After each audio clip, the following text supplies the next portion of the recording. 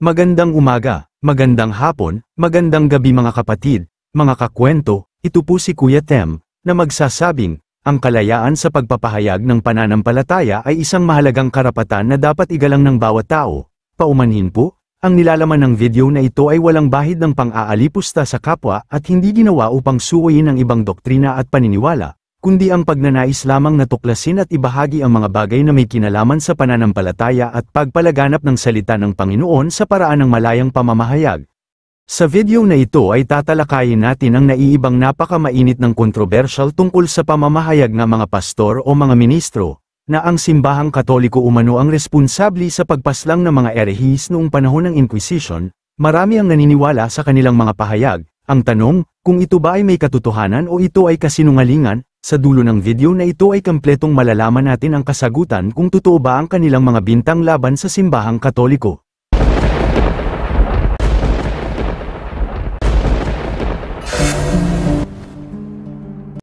Paumanhin po, ang mga imahe na ginamit sa video na ito ay kakaunti lamang, sa dahilan, upang maiwasang mapanood ng mga bata ang mga bagay na hindi pa naangkop sa kanilang mga kaisipan upang intindihin ang mga salaysay ng kwento natin ngayon. Unang-una, ano po ba ang ibig sabihin ng Inquisition? Ang Inquisition ay nangangahulugan na pagsisiyasat o pagsusuri, at ito ay sa pamamagitan ng korte ng simbahan. Kaya malaking pagkakamali po kung agad na naiisip natin na ang kahulugan ng salitang Inquisition ay paglipol o pagpaslang sa kapwa.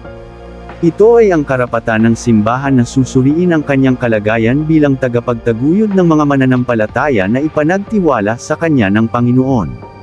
Ang Inquisition ay ang konsepto ng simbahan upang malaman kung sino ang may debosyon at sino ang mga erehis.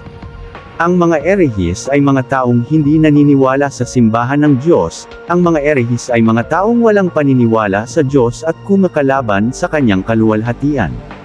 Sa panahon ng Inquisition ay iba ang pamamaraan ng mga erehis. Dahil madalas silang pumasok sa mga simbahan ng Katoliko upang pahirapan at paslangin ang mga pari. At pagsamantalahan ang mga madre sa loob ng mga konbento. Para silang mga lubo na mga gutom. At handang pumuksa sa taong nagsisilbi sa simbahan ng Panginoong Hesus. Sila ay nagiging malaking banta sa bawat buhay ng mga Kristiyanong Katoliko. At nagdudulot ng takot at pangangamba. Sila ang tinawag na hukbong ng mga Kataristes. Mga taong kumukontra at nang aalipusta sa mga Katoliko at sa mga naniniwala kay Kristo. Ang mga pangyayaring ito ay nagpapaalaala sa mga Katoliko sa karumal-dumal na kanyang sinapit sa nakaraang persecution na nangyayari sa panahon ng unang siglo. Dapat nating tandaan na mula pa noong unang siglo, sa kapanahunan ni Emperador Nero, ay naranasan ng mga Kristiyanong Katoliko ang matindi at napakalupit na pang-aapi sa pamamagitan ng persecution sa ilalim ng paghahari ng mga emperador sa dating Romano. Pinapakain sa mga layon na gutom, upang gawing kasiyahan ng marami, sinunog na buhay, upang magsisilbing ilaw sa kanilang kasiyahan, pinugutan ng mga ulo, na walang kalaban-laban, ipinako sa krus, hanggang maubusan ng dugo. At marami pang uri ng walang awang pagpaslang sa mga Katoliko na naniniwala sa Panginoong Hesus. Masaklap na karanasan. Ipinaglalaban ang pananampalataya sa maraming siglo. Ngunit hindi gumagamit ng anumang sandata kundi ang paniniwala sa Diyos. Subalit hindi doon nagtatapos ang persecution para sa mga Kristiyanong Katoliko. Ito ay nagpapatuloy sa loob ng mahigit 3 siglo. Hanggang sa panahon ni Emperador Constantino kung saan inuusig pa rin ang mga Katoliko sa ilalim ng pamamahala ng emperador. Subalit, noong panahon na naging Katoliko na si Constantino at ang kanyang ina, ay nagsimula ng may pumuprotekta sa mga Kristiyano at naging kakampi ng simbahang Kristyanismo. At dahil sa kanyang pagbabago at pagiging Katoliko, doon na nagsisimula ang kalayaan ng mga Kristiyano at ang pagkakaisa ng pamahalaan at simbahan. Lumipas ang mahabang panahon, sa loob ng maraming siglo, naging malaya na ang simbahang Katoliko na namamahayag sa iba't ibang lugar. At lumaganap ang salita ng Diyos sa buong Europa at sa ibang bansa. Sa panahon na ito ay wala pang protestante.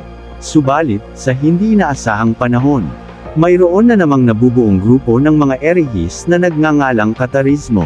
mga pangkat ng mga taong walang paniniwala sa Diyos. At nagsisimula na naman ang panahon ng pang-uusig sa simbahang Katoliko. Sa ilalim ng malulupit na mga kamay ng mga erehis. Ngunit, nakahanda na ang simbahan sa panahon na ito. Sa pamamagitan ng pagkakaisa ng simbahan at gobernong sibil. Ang simbahan ay nagkakaroon na ng kakampi at pag-asa na may pamahalaan na tutulong sa kanya sa panahon ng mga pang-uusig. At dahil sa masasamang ginawa ng mga erehis at hindi na makataong pang-aalipusta at pang-uusig sa simbahan, ay hindi na napigilan pa ng simbahang Katoliko, at pinaalam ito sa pamahalaan upang humingi ng tulong.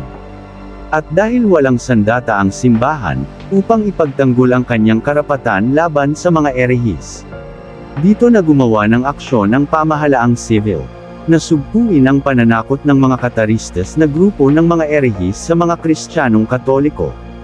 At dito na nag-uumpisa ang tinawag na Inquisition o pagsisiyasat ng simbahan at pamahalaang civil. Kung sino-sino ang mga responsabli ng ginawang pang-aapi sa mga Kristiyano. Dapat tandaan na ang isa sa mga pangunahing layunin ng simbahang Katoliko isang formal na Inquisition o pagsiyasat. Ay upang masiguro ang hustisya at upang ipagtanggol ang mga inosenti sa vigilanting pagpapatupad ng parusa. Kung ang isang hinatulan na erehe ay matigas ang ulo at tumangging magsisi, kung gayon siya ay ibabalik sa estado. Ang estado, ayon sa batas sibil, ay maaaring magpataw ng parusang kamatayan para sa maling pananampalataya. Tandaan, na ang simbahan mismo ay hindi maaaring magpataw ng parusang kamatayan. Kaya ang tanong, kabilang ba ang simbahang Katoliko na pumaslang sa mga erehis? Ang kasagutan sa tanong na ito ay mababasa natin sa World History by O'Brien pahina 274, na nagsasabing, inaamin ng simbahang Katoliko na nakibahagi sa panahon ng Inquisition. Ngunit, hindi para makilahok sa pagpaslang ng mga erehis, kundi ang simbahan ay naawa sa mga taong pinarurusahan ng gobyerno. At ipinagtanggol ng simbahan ang mga inosenti, na nadadawit lamang sa kasamaan ng mga erehis at gustong parusahan ng pamahalaan. Dito na nagsilabas ang mga Kristiyano upang ituro ang mga legitimong erehis. Na gumawa ng karumal-dumal na pagpaslang sa mga pari at pagsasamantala sa mga madre sa loob ng mga simbahan. Kaya ang responsabli ng pagpaparusa ng mga erehis ay hindi ang simbahan, kundi ang pamahalaang civil dahil sila ang may mga sandata at may karapatan upang sugpuin ang mga masasama sa lipunan. Narito ang katunayan na hindi nakilahok ang simbahang Katoliko sa mga pagpaslang sa mga erehis. Ito ay mababasa natin sa Comstone's Encyclopedia Volume 12 pahina 171, na nagsasabi, since canon law forbid the clergy to participate in bloodshed that the penalties was carried out by the state not by the church, na ang ibig sabihin, ipinagbabawal sa batas ng simbahang Katoliko, sa mga namamahala na makilahok sa pagpapatupad ng madugo na pagpaparusa.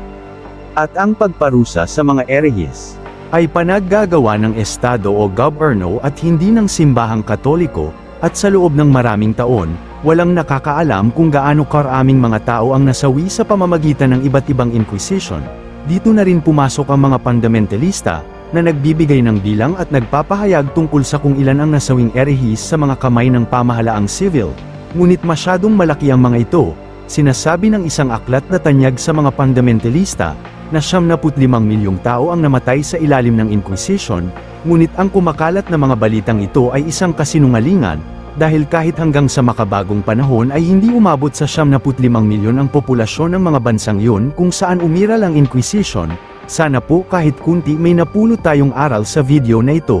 Hanggang dito na lang po. Ito si Kuya Tem, ang inyong lingkod sa pangalan ng Ama, ng Anak, at ng Espiritu Santo. Maraming salamat po sa inyong panunood. Hanggang sa susunod.